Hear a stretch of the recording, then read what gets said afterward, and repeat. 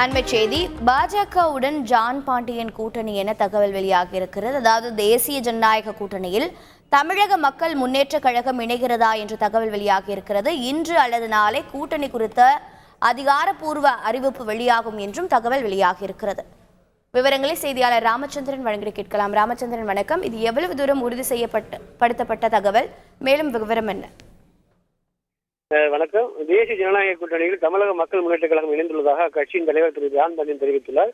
மேலும் பிரதமர் மோடி பங்கேற்கக்கூடிய பல்லடம் மற்றும் திருநெல்வேலி பொதுக்கூட்டத்தில் தான் கலந்து கொள்வதாகவும் தொலைபேசி வாயிலாக தெரிவித்துள்ளார். அதிகாரப்பூர்வமான அறிவிப்பு இன்று அல்லது நாளை வெளியிடப்படும் என்றும் அவர் தரப்பில் தெரிவிக்கப்பட்டுள்ளது. அது மட்டுமல்லாமல் மக்களவைத் தேர்தலில் பாஜக கூட்டணியில் தாமர சின்னத்தில் ஒரு தொகுதியில் போட்டியிட பேச்சுவார்த்தை நடத்தப்பட்டு வருவதாகவும் தெரிவிக்கப்பட்டுள்ளது.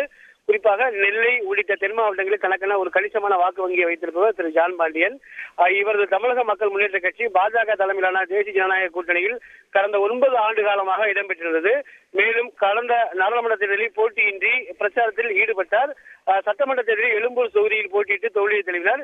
இந்த நிலையில் அதிமுக பாஜக கூட்டணி முறிவுக்கு பிறகு மீண்டும் பாஜக அதிமுக கூட்டணியை உருவாக்கிட வேண்டும் என திரு ஜான் பாண்டியன் விரும்பினார். ஆனால் அவரது முயற்சி கைகூடவில்லை. ஆகையால் பாஜக கட்சியின் தலைமையிலான தேசிய ஜனநாயக கூட்டணியில் இடம்பெறுவதாக தெரிவித்துள்ளார்.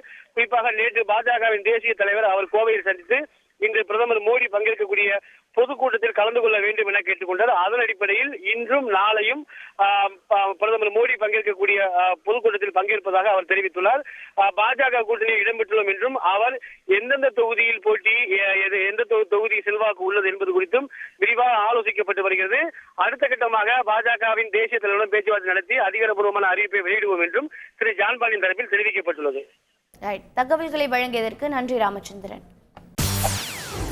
செய்திகளை உடனுக்குடன் தெரிந்து கொள்ள உடனே சப்ஸ்கிரைப் பண்ணுங்க.